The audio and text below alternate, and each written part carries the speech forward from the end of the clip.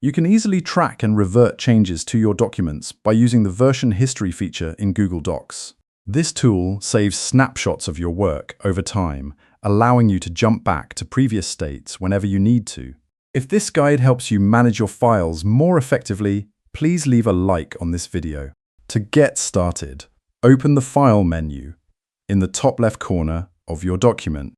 From the drop-down list, move your cursor over Version History to reveal the submenu.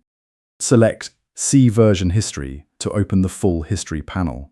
The panel on the right displays a list of saved versions organized by date and time. Click on a specific timestamp to preview how your document looked at that exact moment. Once you've found the version you want to recover, click the blue Restore this version button at the top of the screen.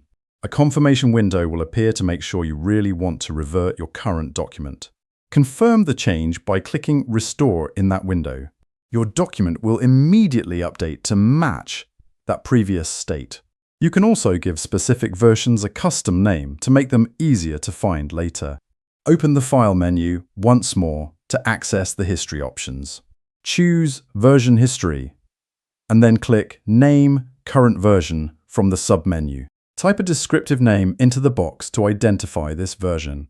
Click Save to apply your custom label. A notification will confirm that your version has been successfully named. If you need to view your history again, return to the File menu. Select Version History and click See Version History to reopen the panel. Your named version will now appear at the top of the list for quick reference.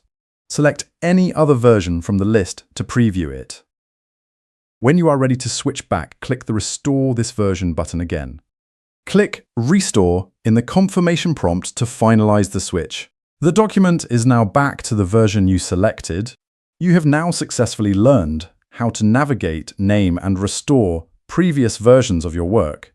Thank you for watching, and please subscribe to the channel for more helpful tips.